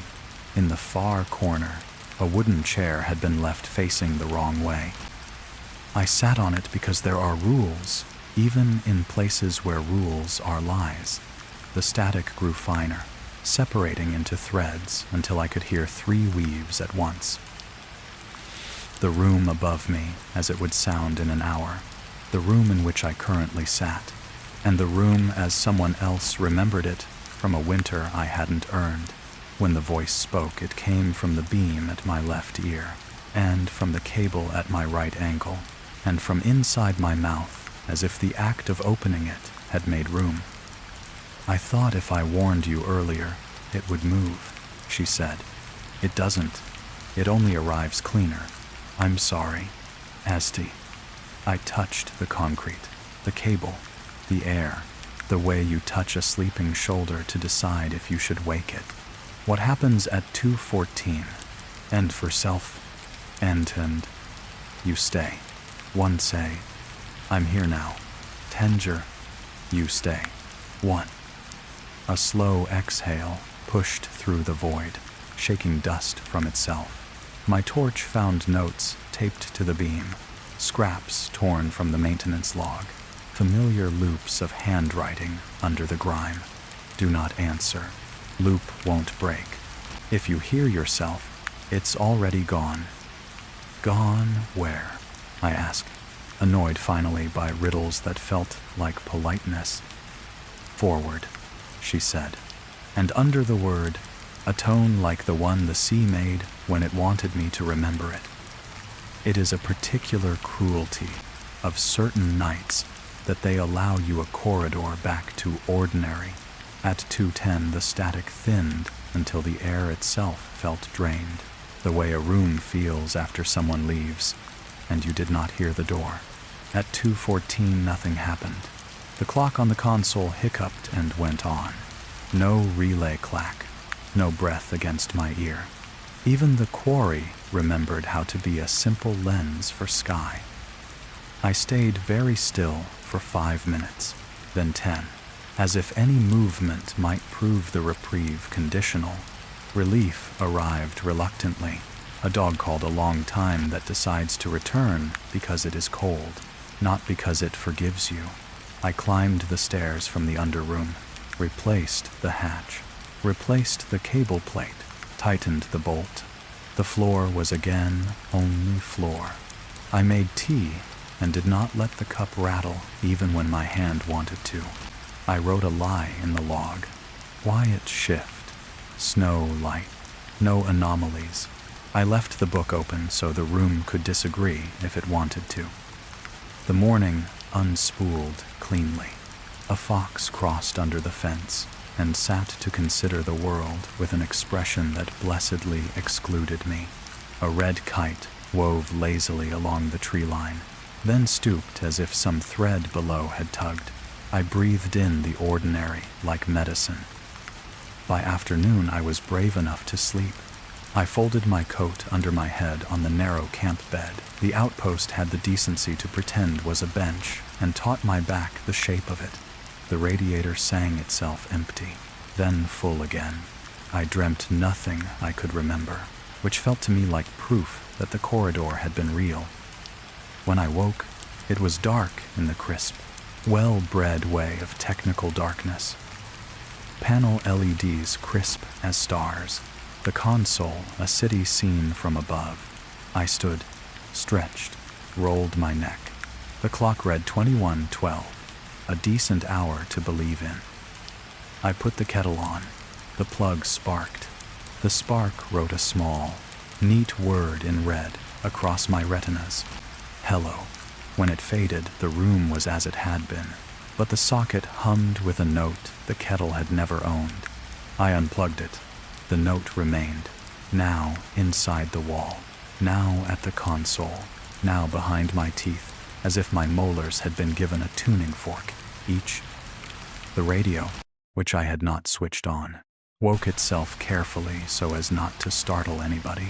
A thin line grew on the spectrum display, blade fine and precise, then another on its shoulder, then a third, a ladder up which a careful person might climb.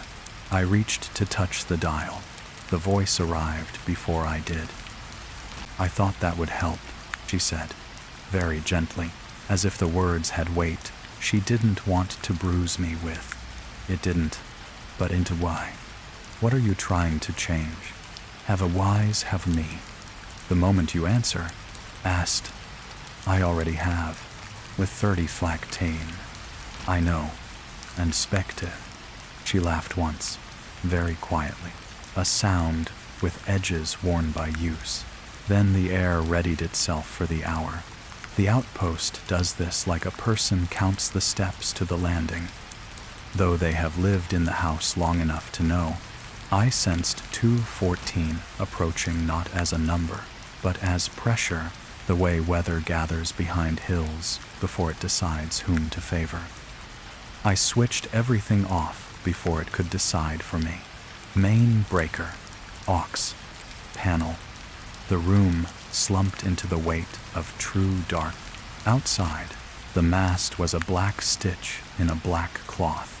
The quarry took my reflection back into itself and made no comment. Silence declared itself sovereign. This was the relief I thought I wanted. The opportunity to keep nothing out because nothing sought in. Then the static discovered that it did not require electricity to be born. The room reassembled its own version of the band, the radiator's slow release, the windows almost in a draft, my breath stitched with a second breath that remembered the lullaby, and did not sing it only because that would be unkind. From the underroom, up through floor and foot and throat, the fine woven sound rose like steam. There you are, the future me, said, though I suppose she didn't say future at all. I placed both palms flat on the desk, as one does when one is read a verdict, and said, because humans bargain even with weather, I will not answer. We time. You already did. When so bring, I won't again. Why and you do. Way. Tell me how it ends. Whis. A long pause. Then, with me asking you not to turn it off, when said for right. At 2:13 the underroom exhaled decisively, as if bracing. At 2:14 the relay clacked the actual metal hand of it coming down, though the power was dead and the outpost leaned, the way a sleeper leans towards the side of the bed that keeps the dream from falling out. The mast outside thrummed a low, hot note like a cello testing itself. In the quarry, the ice flexed around a new oval that matched the shape of my breath on the window. None of this is metaphor when you're in it. The world becomes obligingly literal to relieve you of the work of interpreting it. The voice arrived not over, not through, but with, that is the only way I have for it, as if we were two instruments set a hair apart, sounding the same frequency so precisely that both rooms, the one I stood in and the one I would stand in, could not bear to remain separate. Don't turn it off, she said. My voice slipped a half step toward Winter. Not yet.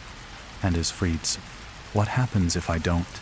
The Slecht, I find you, Tenside, to warn me, ensnamed, to keep you company, and it canned? It was not the answer I wanted, and exactly the answer it would be. I lifted the breaker with the care of someone placing a hand on a sleeping shoulder. The panel lit. The receiver bloomed. The band opened like a mouth that has been coaxed to sing. The static did not come in. It stood up from where it had been sitting all over the room.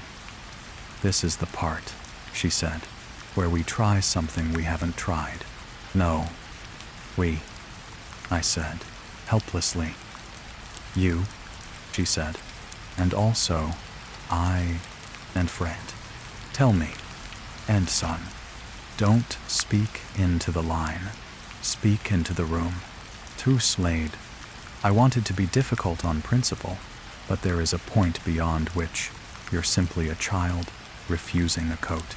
I set the mic gently on the desk so its little red eye could close in peace. I faced the window. The closed shutters, the memory of the quarry, the mast's low, long note. I thought of rooms that had tried to keep me. A bathroom with a mirror that learned my blink. A motel with a wall that found my breath. A nursery where a cradle taught the sea a tune. I inhaled until the cold of the outpost sat obediently inside my ribs. Very softly, so the sound had to be listened for rather than being given. I said, I can hear you. That something eased. Not the situation, not the hour, not the laws. A different kind of easing. The kind when you finally admit your body is tired and the bed says, I know. The static lost its teeth. The signal's needle on the display softened its feverish twitch into a sway. The voice came not from the receiver now, but from under, from around, from my own mouth, a half-second late the way reflections are. Good, she said. Now listen. No. The outpost listened with me. It had always been listening. Now it did so openly. Through the band threaded a sound I had not noticed because I had never been quiet enough. A tone like an elevator arriving on a floor you did not ask for. A small bell that grants you the possibility of a door. That's the line, she said. That doesn't belong to us. Have no design. What does it belong to? Entering. The part of the world that waits. And for Waters, the tone repeated. Not faster, not slower, patient. The way a mother who has lost her child still hums because the hum has nowhere else to go. The lullaby reached the room without singing a contour of kindness, without melody. The counting made a scaffold without numbers. I could feel all the other stories arranging themselves like neighbors against my little house of a body. No one knocking, everyone present. Now what? I whispered. Do what you did at the lake. By wind.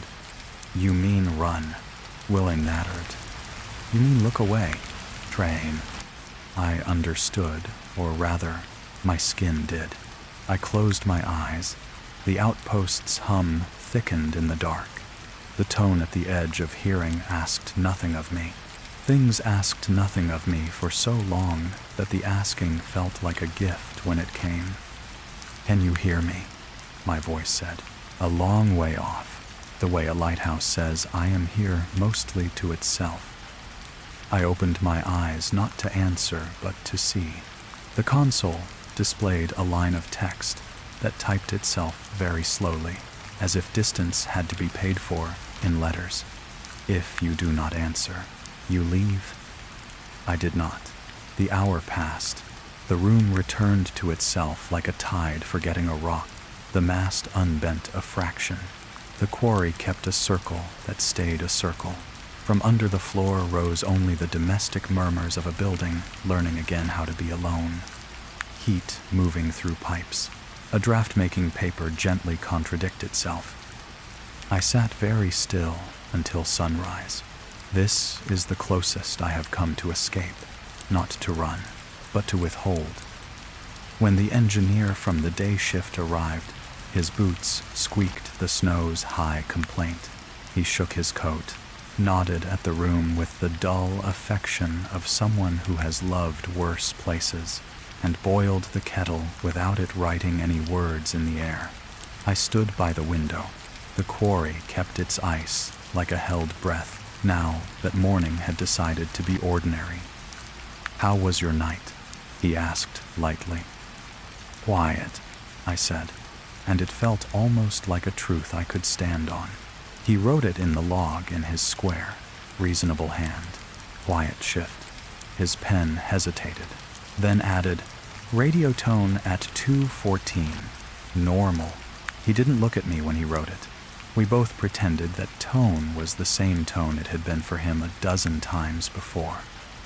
I slept because to do otherwise would be to invite courage, and I had less of that than I liked. The cot held me like a sentence that has been edited to take out the word "please." The radiator ticked itself toward afternoon. The mast traced long, slow marks down the wall. I dreamt that I was in the underroom again, but I could not tell whether I was the body sitting on the chair or the sound sitting in the body. When I woke, it was early evening. The day man had left his mug by the sink, a lip of brown along its curve like a shoreline. I washed it because that is how you tell a place you intend to be kind, even if you will fail. I sat. I listened to the ordinary. I left the receiver off. Dark arrived the way it always does, at the edges of objects first, then at their names. I breathed in. The room breathed with me. At 20, a fox barked twice.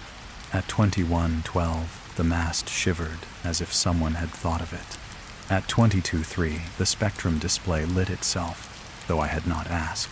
One thin line grew, then two, then three, and I understood I had been taught the shape of a trap that calls itself a choice.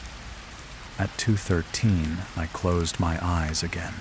At 2:14, the panel typed the sentence I had seen before. "If you do not answer, you leave?" I did not answer. I waited for the tone to yield, for the line to tire of a person who had learned not to be a road. The tone did not tire. The line did not yield. The outpost leaned fractionally, not toward the future or the past, but toward a place a small step to the left of both. Then, from the underroom, the smallest of sounds, not breath, not static, not the polite bell that warns you the lift is trying to be helpful, a lullaby, but sung the way a person sings to themselves when they are not sure they are still a person. "Don't turn it off," my voice said within it, breaking on the don't. "Not yet." She reddened. I did not speak. The room gathered itself like a hand making a fist, gently enough not to bruise. The sentence on the panel flickered once, then added a second line I had not seen before. "If you do not answer, you leave. If you leave, I stay." My throat closed. The mirror in the quarry that was not a mirror perfected its circle to show me a sky that did not need me.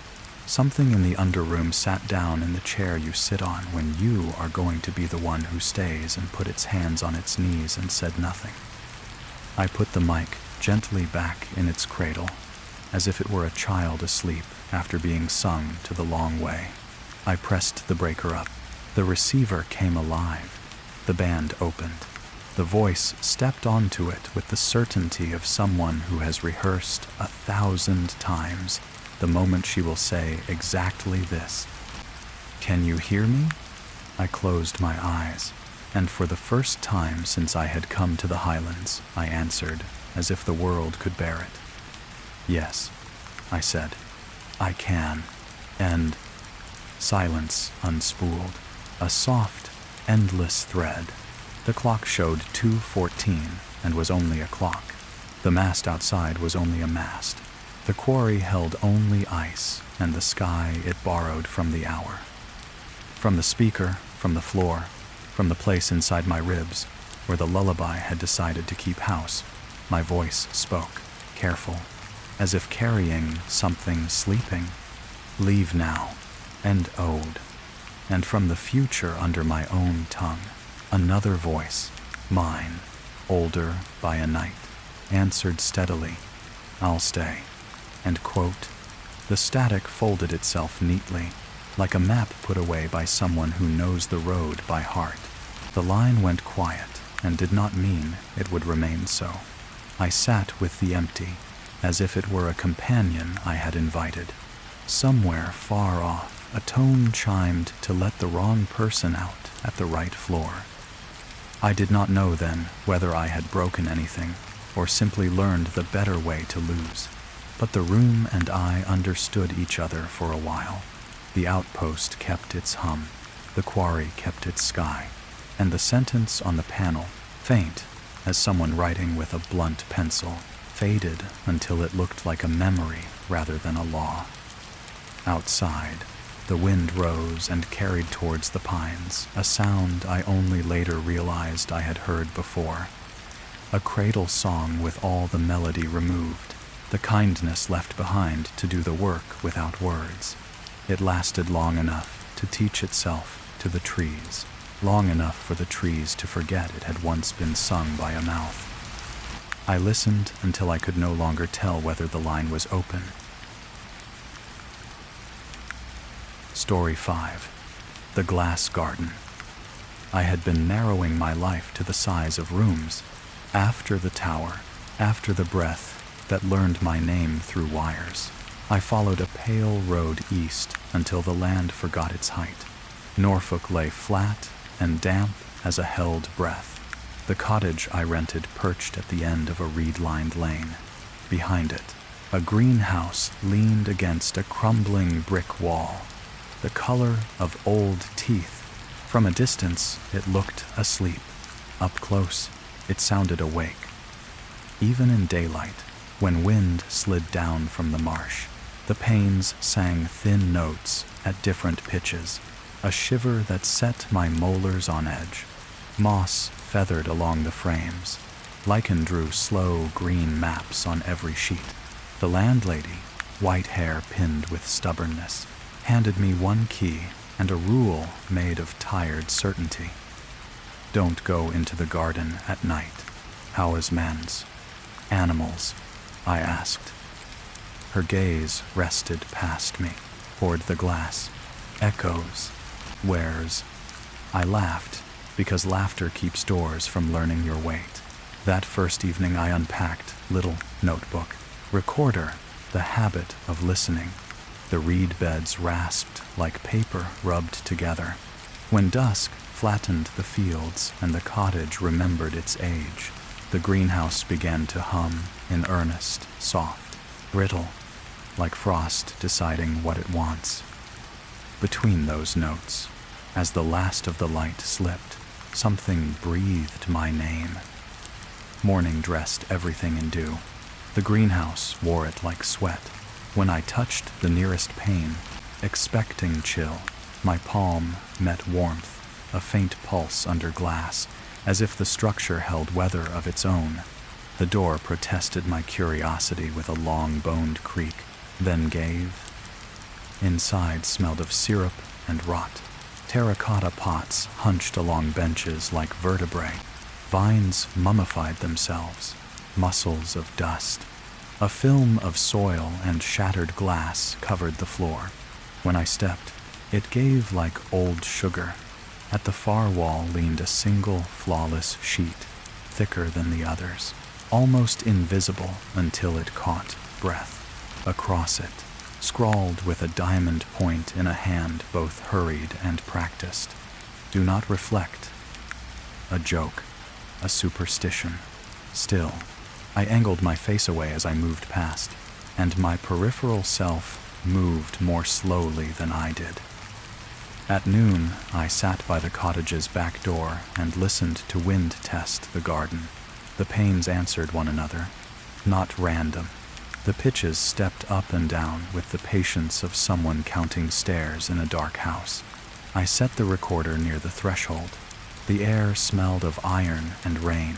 When I played the file back later, it offered only silence, toothless, unhelpful until the last seconds, where noise floor lifted like a blanket and a thin voice slid under it, shaped around breath. Come outside.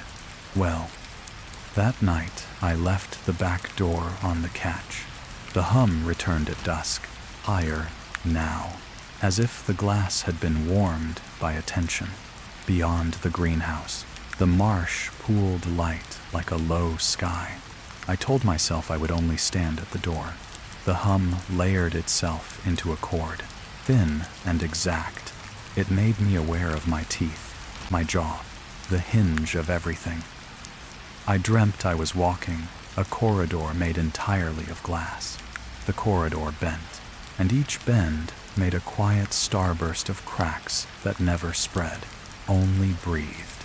My reflection walked one pace ahead, turning its head enough to be kind, not enough to be helpful. When I woke, the cottage window fogged from the outside as if the night had stood there to watch me sleep. On the third morning, I found new marks on the greenhouse, hand-sized ovals of clarity, where dew had refused to form, small as a child's palm, larger as my own. They moved from day to day, as if the structure had decided to learn anatomy. I told the recorder, perhaps to persuade myself, wind, temperature shift, old frames complaining. Then I set it down closer to the door than before. When I pressed play at lunch, the file held only my own breath and the rubbery complaint of the machine's buttons. But at the very end, beneath the grain, a syllable unfolded, measured and soft. Nearer, and so it. I have learned that certain places acquire their own pulse the way bodies do. By the fourth evening, the greenhouse paced me. If I slowed on the path, the hum slackened. If I quickened, the pitch rose like a hand rubbing the rim of a glass harder. The reed beds began to answer in kind, their dry throats sawing a consonant into the greenhouse's vowel. The cottage windows clicked in their old putty, a metronome for a music I had not consented to hear. Inside the house, ordinary things learned the hum. Plates vibrated minutely where they nested. The tap sang when I turned it. My spoon, set down, wrote a thin sound across the tabletop. When I held my breath, the world steadied as if relieved. When I exhaled, the pains joined me. I forced daylight into the garden. The door stuck on some soft accumulation, and then relented, air thick with the sweetness of bloat. The benches carried basil ghosts. Tomato straps curled like old veins.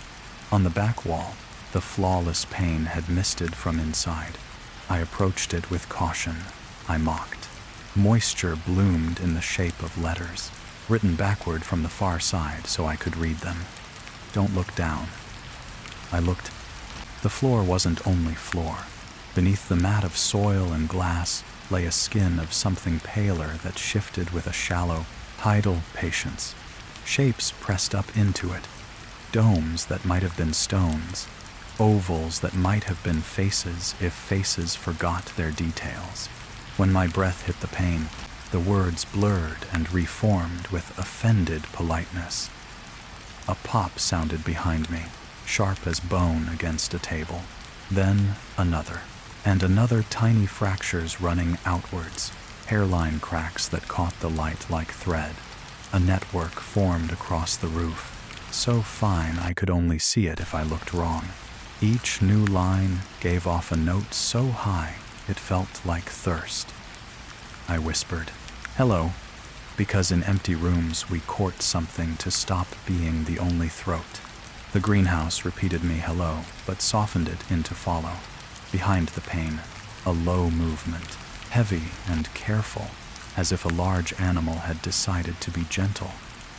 Dusk found me still standing, and the panes still persuading. I carried their cord back into the cottage without wanting to. There, in the middle of the night, the pitch of the hum tidied itself. notes stacking into sequence. 1, 2, 3 tiny hammerings felt more than heard as the frames expanded and thought better of it. A message by metronome. The house clicked its tongue in sympathy. On the 5th night, a new sound threaded the others. A near-silent bubble like trapped breath snapping inside a drinking glass. Pop, pop, pop. Along the walls. When I traced it with my finger on the pane, it followed like a cat pretending it isn't. I made a clumsy circle. The sound completed it and waited for me to draw again. The land here remembers water, even when it pretends to be land. Marsh reeks of tide gone home. Under the greenhouse, the earth felt fickle, wanting to be liquid. When I knelt and pressed palm to dirt, coolness gathered into my hand as though something were drinking from me. I stood to go. On the big pane, letters reassembled. Hurried now. Come after midnight. The glass near the scratch warmed under my breath. I told myself I would not obey an instruction written backward from another weather. At 01, I opened the back door. Rain had started early and forgotten to stop. The greenhouse wore it with theatrical patience.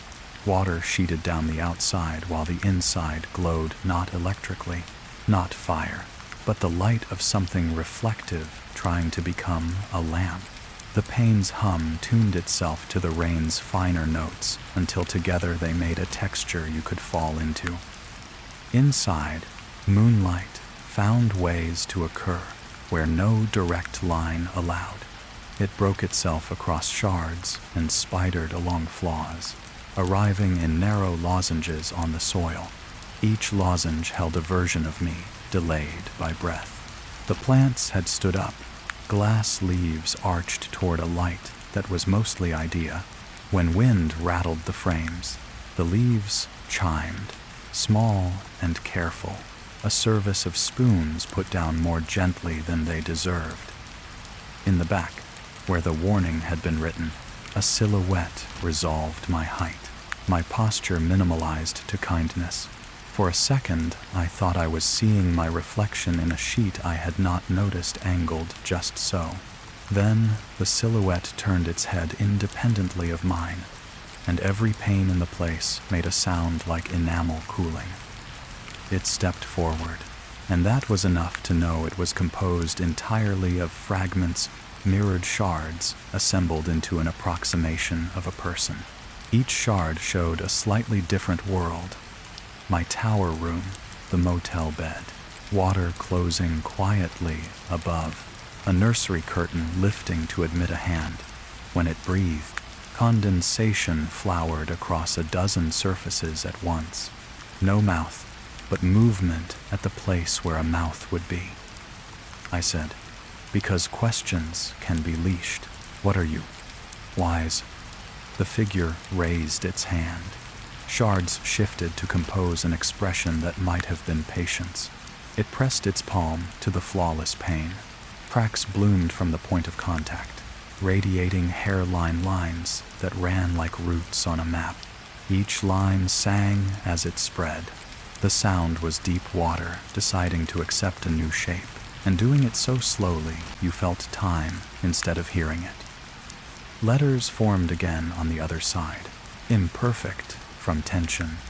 Stay. I shook my head, which felt theatrical and foolish. No. Well? The figure tilted. The panes around us changed key, down a notch. More human. On the bench, the terracotta pots rattled politely. Beneath my boot, the skin of soil flexed. The domes underneath pressed up, then withdrew, in deference. Who wrote the warning? I asked. Do not reflect. And has them taser. The shards leaned. In 20 squares of moving light, a woman's hand appeared, thin wrist, pale knuckles scratching backward letters in a hurry. The hand was mine, aged into someone I had almost become. I didn't write that, I said. though some part of me nodded. The greenhouse sighed, a long exhale that made the roof bows creak with the intimacy of an old house asking a body to lie down. The figure lifted both hands, and the pain drank its touch. The letters blurred and reformed. Do not look away. Sound dropped out of the room, not silence missing. The rain beyond the glass performed in strict mime. The reed beds forgot their consonants. The pedestal fan on the bench, dead for decades, held its breath. The only auditory thing left was my pulse tapping its thumb on my throat, and the thread-fine cry of cracks finishing sentences they had been writing for weeks. The figure stepped nearer. Within its chest, a shard showed a door I recognized from no place but knew. A door, like the absence of a door. The pane beside it offered me the cottage kitchen at noon, bread torn with human fingers. Another shard held the tower's spectrum display, writing someone else's fate. They assembled themselves in patterns that nearly spelled a name. The figure placed a shard hand not on the pane now, but on my shoulder. The touch was cool, almost damp, not cutting. From within it, 1,000 reflections of my own face leaned toward me with such exhausted kindness that the only decent impulse I had was to lower my head and let it happen. I did not. I looked at its throat, where no pulse lived, and said the smallest word I had. Wait. End quote. The word placed a hair on the hum's tongue. The panes swallowed it delicately. The cracks paused mid-syllable.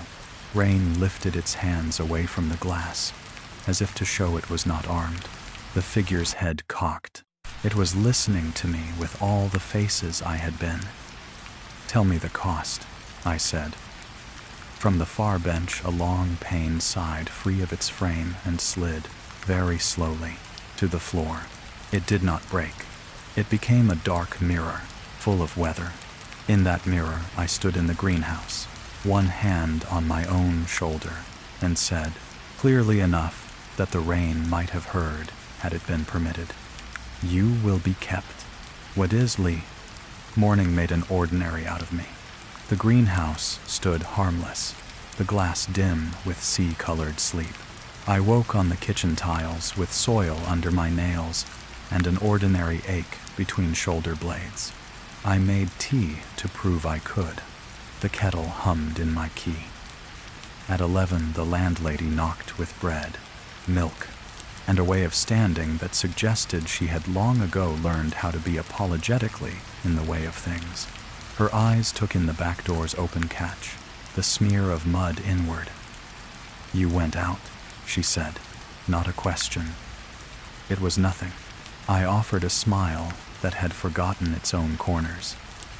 She set the bread down and took the smallest breath. The glass keeps what it's given. People, weather, names. It files them like seeds. It grows what it grows when the pains feel like it. To raid. I don't intend to give it anything. To wire. Her mouth flattened into that gentle disapproval old women wear, like a cardigan. You don't get to decide what's yours once you've breathed on it. Why? After she left, I staged a recovery. I opened curtains.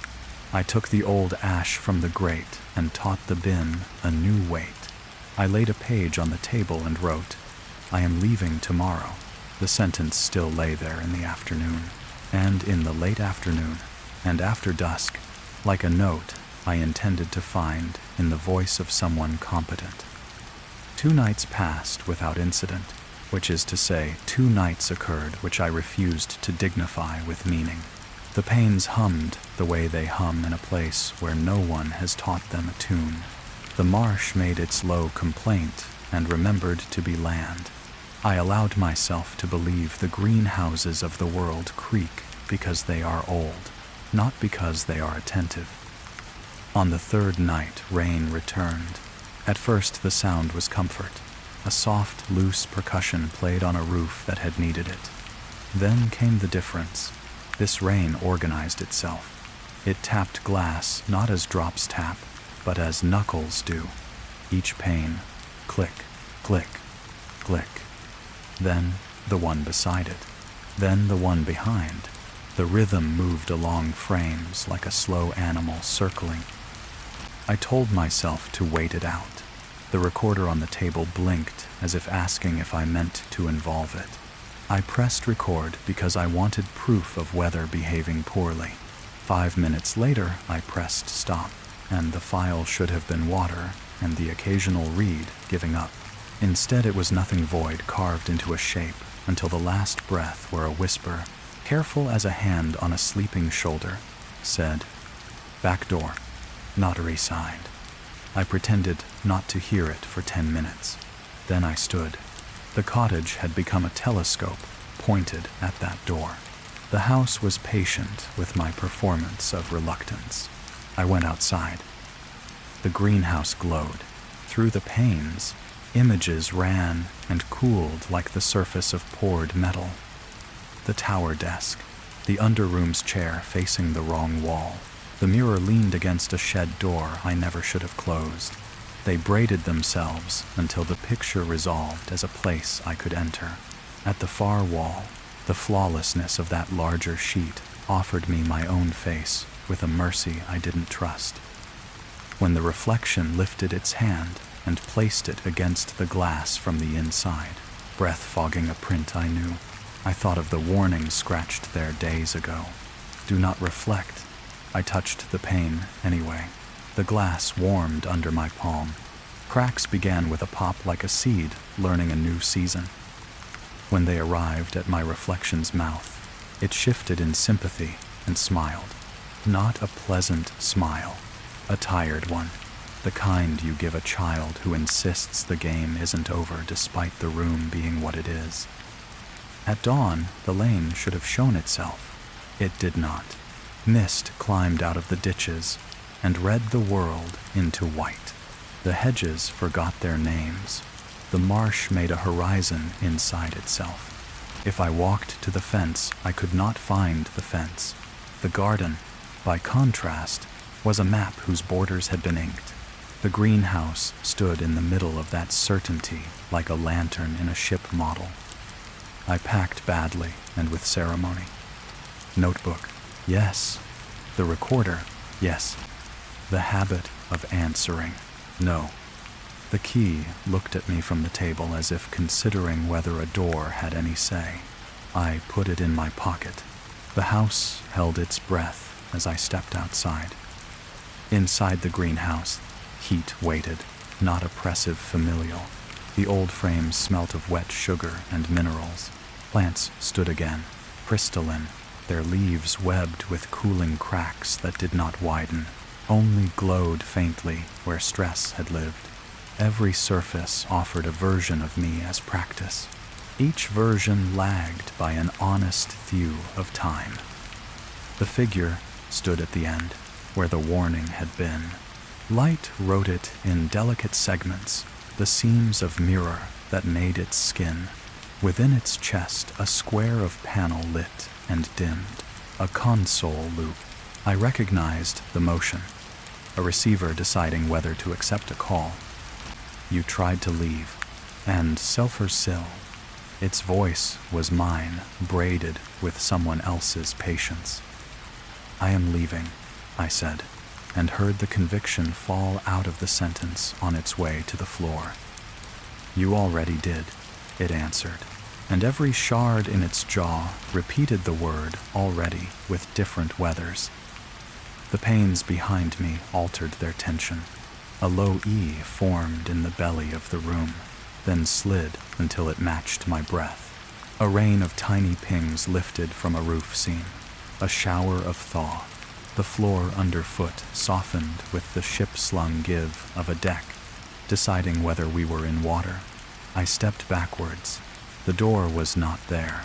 There was glass pinned into door shape, but beyond it only more room, an arrangement the greenhouse preferred. The figure raised a palm. Reflection did me the courtesy of moving slower. so I could see the decision I was making. I expected cold. Instead, a warmth spread through cloth into shoulder, as if a fever had leaned in for a listen. Within the shards, 100 rooms gathered and waited. The tower's under-room chair. A motel corridor that might have become a hallway in a hospital in a country I never lived in. A nursery in a house that forgot to lock the sea out. I saw, and seeing was the danger. Why me? I asked. An empty question. The figure did not indulge it. It turned, laying its shard hand flat to the flawless pane. Cracks webbed outwards with a groan like a field of pond ice under a boy too brave. Words built themselves from condensation. We keep what looks at us. The room sounded like dentistry as hairline fractures proliferated. The big pain bowed under its own argument. I could hear the raw thread saw of stress in its edge. My reflection laid its own hand atop the figure's, where our palms met. The fog cleared to show a single square of ordinary. My skin, my lines, unbroken. The floor moved. The pale skin beneath the soil found my weight and pushed up as though to match it. I felt the lift in my knees first, then the tilt in the spine. The hum changed. The plants glass-leaved. Glass-tendoned breath sang. Above me, the roof let go of a sheet of fractured snow. It fell without drama, and when it met the earth, it liquefied to a shallow film of perfect transparency that lapped my boots. The figure leaned its head until the seam of a mouth nearly met mine. No heat, no breath. The sensation of being considered by all my former willingness at once. We can stop the breaking, it said, if you stay. Way. And I remembered, as one remembers a line from a song that only exists to arrive now, what the pain had said the first day. Do not reflect. Not because reflection is untrue, but because it is explaining. A mirror is an explanation. An explanation is a door. I can't, I said, and I do not know if it was refusal or confession. The greenhouse made its decision like weather makes a town. The room brightened without adding light. The panes reached their failure point and chose not to fail. A held note just beyond human hearing. The figure lowered its hand. In the shards of its chest, the console in the tower wrote the sentence. I had taught it to write with a patience that hurt. If you do not answer, you leave. I understood then, leaving is a tense, not an act. I closed my eyes so the room could end without me witnessing it. The sound that followed was not shattering. It was relief, that soft, long crack a jar makes when you finally twist it open, and it stops keeping what it was asked to keep. The music went with it, tone by tone. Warmth withdrew. Air remembered itself. When I opened my eyes, the greenhouse was gone. No, not gone. The frames stood, but the glass had become water that kept the shape of glass out of politeness. It held for a second, wavered, and collapsed in a slow, soundless spill. What had been pains was now shallow pool. What had been my reflection was a tremor that crossed its face and vanished toward the reed beds. The figure remained, just long enough for me to believe it might continue to do so. Then the seams slackened. The shards floated upward like ash, and the outline of a person turned into a suggestion a person might have made once and forgotten. I stood in my boots in an ankle of cool clarity, reflecting a sky I had no charge over. The hum persisted a last moment, then ended with the plink of a hairline crack deciding it had had enough. There was a door again. The lane beyond it remembered being a lane. I walked. Silence arrived like a law, not absence, completion. The cottage took me back as if I had stepped outside to shake a rug and returned before supper cooled. The clock over the sink read a sensible hour. In the glass of it, my face remembered to lag, then forgot and behaved. I slept, sitting up, which is a way to tell the body that we are not vulnerable while being, in fact, terribly so. When I woke, pale weather pressed the window. The reed beds crumbled a little under their own sound. My throat held the cord of the pains as one holds a scent hours after leaving a room, ghostly and honest. I made tea to be human. Steam kissed the glass and left it damp. When I wiped it clear, the pain fogged itself again from the other side. A garden waited beyond. Newly conventional bed, path, soil that wished to be soil. In it, a patch of brightness stood like a shallow pond. It reflected cloud color and the small precision of a gull. My hands were steady enough to bring the cup up, not steady enough to drink. Behind my face, in the window, another face arrived a quarter breath late and smiled in the way reflections learn from us. "It's quiet now," I said, to prove I knew how to speak. The glass agreed by staying glass. I turned from the window to the sink, to the plate, to the habit of layering the ordinary over the extraordinary until one can live inside. Behind me, something tapped the pane once, very gently, as if asking not for entrance, only for acknowledgement. I did not look. The tap came again, lighter. A third time, almost nothing. I set the cup down and closed my eyes. From the garden, the faintest sound reached me, the tick of a line of hairline cracks, finishing their long, patient work. Then, under that, a song not sung, the kindness of a lullaby with the melody left out. When I opened my eyes, the window held my reflection, and behind it, for a fraction of a breath, another room arranged itself, a tower console waiting at 2:14, a motel TV learning my face, a cradle rocking in a windless house, a greenhouse breathing in a land where water pretends to be land. The room looked at me with the exhausted interest of a person who has decided to keep watch. The image faded. The glass kept only the weather. Far off, the marsh drew a new horizon out of itself and set it down where I could see it. The next sound I heard was not glass. It was the soft, measured click of a telephone line accepting a call in a building far away, at the edge of a quarry that keeps the sky. I did not answer. The kettle boiled on, faithful as a heart. The night has kept what it wanted. The sounds have gone quiet, but not gone. Somewhere, a window still breathes. Somewhere, the reflection you left behind keeps waiting for your eyes. If you listen closely, even silence has its own pulse, slow, patient, learning your name. Sleep now. And if you hear something counting, humming, or calling from the dark, don't answer too soon.